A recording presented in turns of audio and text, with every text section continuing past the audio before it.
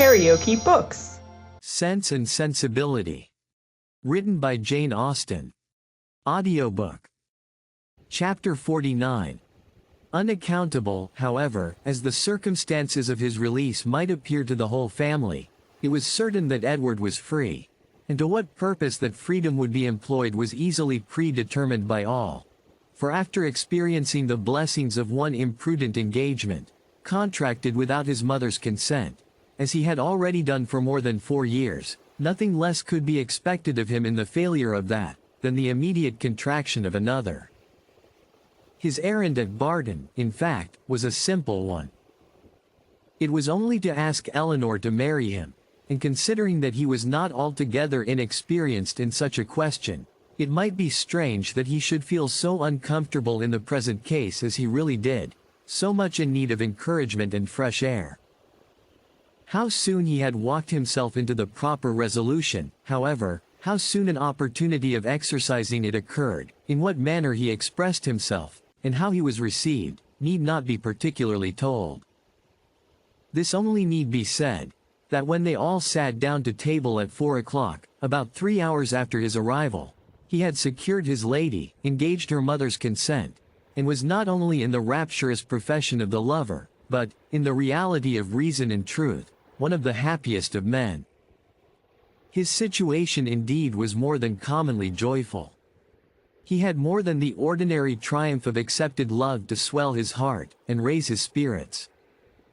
He was released without any reproach to himself, from an entanglement which had long formed his misery, from a woman whom he had long ceased to love, and elevated at once to that security with another, which he must have thought of almost with despair, as soon as he had learnt to consider it with desire. He was brought, not from doubt or suspense, but from misery to happiness, and the change was openly spoken in such a genuine, flowing, grateful cheerfulness, as his friends had never witnessed in him before. His heart was now open to Eleanor, all its weaknesses, all its errors confessed, and his first boyish attachment to Lucy treated with all the philosophic dignity of 24. "It was a foolish, idle inclination on my side," said he, "the consequence of ignorance of the world, and want of employment.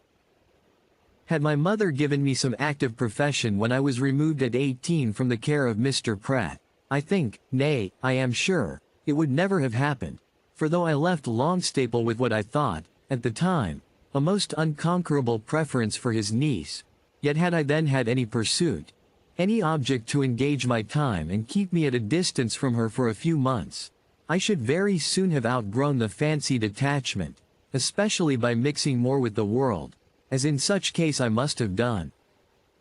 But instead of having anything to do, instead of having any profession chosen for me, or being allowed to choose any myself, I returned home to be completely idle. And for the first 12 months afterwards I had not even the nominal employment, which belonging to the university would have given me, for I was not entered at Oxford till I was 19. I had therefore nothing in the world to do, but to fancy myself in love, and as my mother did not make my home in every respect comfortable, as I had no friend, no companion in my brother, and disliked new acquaintance, it was not unnatural for me to be very often at Longstaple, where I always felt myself at home, and was always sure of a welcome, and accordingly I spent the greatest part of my time there from 18 to 19. Lucy appeared everything that was amiable and obliging. She was pretty too, at least I thought so then, and I had seen so little of other women, that I could make no comparisons, and see no defects. Considering everything, therefore, I hope, foolish as our engagement was, foolish as it has since in every way been proved, it was not at the time an unnatural or an inexcusable piece of folly. The change which a few hours had wrought in the minds and the happiness of the Dashwoods, was such, so great, as promised them all, the satisfaction of a sleepless night. Mrs. Dashwood, too happy to be comfortable, knew not how to love Edward, nor praise Eleanor enough, how to be enough thankful for his release without wounding his delicacy, nor how at once to give them leisure for unrestrained conversation together, and yet enjoy, as she wished, the sight and society of both. Marianne could speak her happiness only by tears. Comparisons would occur, regrets would arise, and her joy, though sincere as her love for her sister, was of a kind to give her neither spirits nor language. But Eleanor, how are her feelings to be described, from the moment of learning that Lucy was married to another, that Edward was free, to the moment of his justifying the hopes which had so instantly followed, she was everything by turns but tranquil. But when the second moment had passed, when she found every doubt, every solicitude removed, compared her situation with what so lately it had been, saw him honorably released from his former engagement, saw him instantly profiting by the release, to address herself and declare an affection as tender, as constant as she had ever supposed it to be, she was oppressed, she was overcome by her own felicity, and happily disposed as is the human mind to be easily familiarized with any change for the better. It required several hours to give sedateness to her spirits, or any degree of tranquility to her heart. Edward was now fixed at the cottage at least for a week. For whatever other claims might be made on him, it was impossible that less than a week should be given up to the enjoyment of Eleanor's company, or suffice to say half that was to be said of the past, the present, and the future. For though a very few hours spent in the hard labor of incessant talking will dispatch more subjects than can really be in common between any two rational creatures, yet with lovers it is different. Between them no subject is finished, no communication is even made, till it has been made at least 20 times over. Lucy's marriage, the unceasing and reasonable wonder among them all, formed of course one of the earliest discussions of the lovers, and Eleanor's particular knowledge of each party made it appear to her in every view, as one of the most extraordinary and unaccountable circumstances she had ever heard. How they could be thrown together, and by what attraction Robert could be drawn on to marry a girl, of whose beauty she had herself heard him speak without any admiration, a girl too already engaged to his brother, and on whose account that brother had been thrown off by his family, it was beyond her comprehension to make out. To her own heart it was a delightful affair, to her imagination it was even a ridiculous one, but to her reason, her judgment, it was completely a puzzle.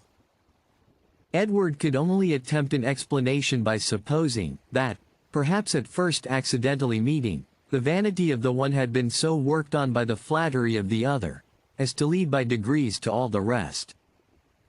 Eleanor remembered what Robert had told her in Harley Street, of his opinion of what his own mediation in his brother's affairs might have done, if applied to in time. She repeated it to Edward. That was exactly like Robert, was his immediate observation.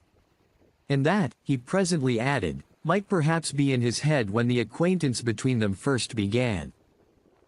And Lucy perhaps at first might think only of procuring his good offices in my favor. Other designs might afterwards arise. How long it had been carrying on between them, however, he was equally at a loss with herself to make out, for at Oxford, where he had remained by choice ever since his quitting London, he had had no means of hearing of her but from herself, and her letters to the very last were neither less frequent, nor less affectionate than usual. Not the smallest suspicion, therefore, had ever occurred to prepare him for what followed, and when at last it burst on him in a letter from Lucy herself, he had been for some time, he believed, half stupefied between the wonder, the horror, and the joy of such a deliverance. He put the letter into Eleanor's hands. Dear Sir, being very sure I have long lost your affections, I have thought myself at liberty to bestow my own on another, and have no doubt of being as happy with him as I once used to think I might be with you. But I scorned to accept a hand while the heart was another's. Sincerely wish you happy in your choice, and it shall not be my fault if we are not always good friends, as our near relationship now makes proper. I can safely say I owe you no ill will, and am sure you will be too generous to do us any ill offices. Your brother has gained my affections entirely, and as we could not live without one another, we are just returned from the altar, and are now on our way to Dawlish for a few weeks, which place your dear brother has great curiosity to see, but thought I would first trouble you with these few lines, and shall always remain. Your sincere well-wisher, friend, and sister, Lucy Ferros. I have burned all your letters, and will return your picture the first opportunity. Please to destroy my scrawls, but the ring with my hair you are very welcome to keep. Eleanor read and returned it without any comment. I will not ask your opinion of it as a composition, said Edward. For worlds would not I have had a letter of hers seen by you in former days. In a sister it is bad enough, but in a wife, how I have blushed over the pages of her writing. And I believe I may say that since the first half year of our foolish business, this is the only letter I ever received from her, of which the substance made me any amends for the defect of the style. However it may have come about, said Eleanor, after a pause, they are certainly married. And your mother has brought on herself a most appropriate punishment.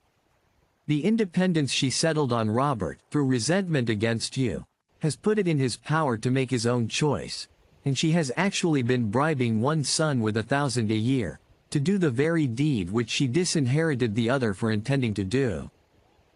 She will hardly be less hurt, I suppose, by Robert's marrying Lucy, than she would have been by your marrying her. She will be more hurt by it, for Robert always was her favorite. She will be more hurt by it, and on the same principle will forgive him much sooner. In what state the affair stood at present between them, Edward knew not, for no communication with any of his family had yet been attempted by him. He had quitted Oxford within 24 hours after Lucy's letter arrived, and with only one object before him, the nearest road to Barton, had had no leisure to form any scheme of conduct, with which that road did not hold the most intimate connection. He could do nothing till he were assured of his fate with Miss Dashwood, and by his rapidity in seeking that fate, it is to be supposed, in spite of the jealousy with which he had once thought of Colonel Brandon, in spite of the modesty with which he rated his own deserts, and the politeness with which he talked of his doubts, he did not, upon the whole, expect a very cruel reception. It was his business, however, to say that he did, and he said it very prettily. What he might say on the subject a 12-month after, must be referred to the imagination of husbands and wives. That Lucy had certainly meant to deceive, to go off with a flourish of malice against him in her message by Thomas, was perfectly clear to Eleanor. And Edward himself, now thoroughly enlightened on her character, had no scruple in believing her capable of the utmost meanness of wanton ill nature. Though his eyes had been long opened, even before his acquaintance with Eleanor began, to her ignorance and a want of liberality in some of her opinions, they had been equally imputed, by him, to her want of education. Until her last letter reached him, he had always believed her to be a well-disposed, good-hearted girl, and thoroughly attached to himself. Nothing but such a persuasion could have prevented his putting an end to an engagement, which, long before the discovery of it laid him open to his mother's anger, had been a continual source of disquiet and regret to him. I thought it my duty, said he, independent of my feelings, to give her the option of continuing the engagement or not, when I was renounced by my mother, and stood to all appearance without a friend in the world to assist me. In such a situation as that, where there seemed nothing to tempt the avarice or the vanity of any living creature, how could I suppose, when she so earnestly, so warmly insisted on sharing my fate, whatever it might be, that anything but the most disinterested affection was her inducement? And even now, I cannot comprehend on what motive she acted, or what fancied advantage it could be to her, to be fettered to a man for whom she had not the smallest regard, and who had only £2,000 in the world. She could not foresee that Colonel Brandon would give me a living. No, but she might suppose that something would occur in your favor, that your own family might in time relent. And at any rate, she lost nothing by continuing the engagement, for she has proved that it fettered neither her inclination nor her actions.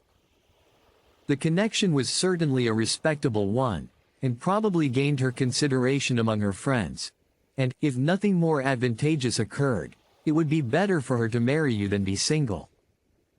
Edward was, of course, immediately convinced that nothing could have been more natural than Lucy's conduct, nor more self-evident than the motive of it. Eleanor scolded him, harshly as ladies always scold the imprudence which compliments themselves, for having spent so much time with them at Norland, when he must have felt his own inconstancy. "Your behavior was certainly very wrong," said she, "because, to say nothing of my own conviction, our relations were all led away by it to fancy and expect what, as you were then situated, could never be." He could only plead an ignorance of his own heart, and a mistaken confidence in the force of his engagement. "I was simple enough to think, that because my faith was plighted to another, there could be no danger in my being with you, and that the consciousness of my engagement was to keep my heart as safe and sacred as my honor. I felt that I admired you, but I told myself it was only friendship, until I began to make comparisons between yourself and Lucy. I did not know how far I was got. After that, I suppose, I was wrong in remaining so much in Sussex, and the arguments with which I reconciled myself to the expediency of it, were no better than these. The danger is my own. I am doing no injury to anybody but myself." Eleanor smiled, and shook her head. Edward heard with pleasure of Colonel Brandon's being expected at the cottage, as he really wished not only to be better acquainted with him, but to have an opportunity of convincing him that he no longer resented his giving him the living of Delaford, which, at present, said he, after thanks so ungraciously delivered as mine were on the occasion, he must think I have never forgiven him for offering. Now he felt astonished himself that he had never yet been to the place. But so little interest had he taken in the matter, that he owed all his knowledge of the house, garden, and glebe, extent of the parish, condition of the land, and rate of the tithes, to Eleanor herself, who had heard so much of it from Colonel Brandon, and heard it with so much attention, as to be entirely mistress of the subject. One question after this only remained undecided between them. One difficulty only was to be overcome. They were brought together by mutual affection, with the warmest approbation of their real friends. Their intimate knowledge of each other seemed to make their happiness certain, and they only wanted something to live upon. Edward had £2,000, and Eleanor one, which, with Delaford living, was all that they could call their own, for it was impossible that Mrs. Dashwood should advance anything, and they were neither of them quite enough in love to think that £350 a year would supply them with the comforts of life. Edward was not entirely without hopes of some favorable change in his mother towards him, and on that he rested for the residue of their income. But Eleanor had no such dependence, for since Edward would still be unable to marry Miss Morden, and his choosing herself had been spoken of in Mrs. Ferrars's flattering language as only a lesser evil than his choosing Lucy Steele, she feared that Robert's offense would serve no other purpose than to enrich Fanny. About 4 days after Edward's arrival Colonel Brandon appeared, to complete Mrs. Dashwood's satisfaction, and to give her the dignity of having, for the first time since her living at Barton, more company with her than her house would hold. Edward was allowed to retain the privilege of first comer, and Colonel Brandon therefore walked every night to his old quarters at the park, from whence he usually returned in the morning, early enough to interrupt the lovers' first tete-a-tete before breakfast. A 3 weeks' residence at Delaford, where, in his evening hours at least, he had little to do but to calculate the disproportion between 36 and 17, brought him to Barton in a temper of mind which needed all the improvement in Marianne's looks, all the kindness of her welcome, and all the encouragement of her mother's language to make it cheerful. Among such friends, however, and such flattery, he did revive. No rumor of Lucy's marriage had yet reached him. He knew nothing of what had passed, and the first hours of his visit were consequently spent in hearing and in wondering. Everything was explained to him by Mrs. Dashwood, and he found fresh reason to rejoice in what he had done for Mr. Ferrars, since eventually it promoted the interest of Eleanor. It would be needless to say, that the gentlemen advanced in the good opinion of each other, as they advanced in each other's acquaintance, for it could not be otherwise. Their resemblance in good principles and good sense, in disposition and manner of thinking, would probably have been sufficient to unite them in friendship, without any other attraction. But their being in love with two sisters, and two sisters fond of each other, made that mutual regard inevitable and immediate, which might otherwise have waited the effect of time and judgment. The letters from town, which a few days before would have made every nerve in Eleanor's body thrill with transport, now arrived to be read with less emotion than mirth. Mrs. Jennings wrote to tell the wonderful tale, to vent her honest indignation against the jilting girl, and pour forth her compassion towards poor Mr. Edward, who, she was sure, had quite doted upon the worthless hussy, and was now, by all accounts, almost broken-hearted, at Oxford. I do think, she continued, nothing was ever carried on so sly, for it was but 2 days before Lucy called and sat a couple of hours with me. Not a soul suspected anything of the matter, not even Nancy, who, poor soul, came crying to me the day after, in a great fright for fear of Mrs. Ferrars, as well as not knowing how to get to Plymouth. For Lucy, it seems, borrowed all her money before she went off to be married, on purpose we suppose to make a show with, and poor Nancy had not 7 shillings in the world. So I was very glad to give her 5 guineas to take her down to Exeter, where she thinks of staying 3 or 4 weeks with Mrs. Burgess, in hopes, as I tell her, to fall in with the doctor again. And I must say that Lucy's crossness not to take them along with them in the chaise is worse than all. Poor Mr. Edward! I cannot get him out of my head, but you must send for him to Barton, and Miss Marianne must try to comfort him. Mr. Dashwood's strains were more solemn. Mrs. Ferrars was the most unfortunate of women. Poor Fanny had suffered agonies of sensibility, and he considered the existence of each, under such a blow, with grateful wonder. Robert's offence was unpardonable, but Lucy's was infinitely worse. Neither of them was ever again to be mentioned to Mrs. Ferrars, and even, if she might hereafter be induced to forgive her son, his wife should never be acknowledged as her daughter, nor be permitted to appear in her presence.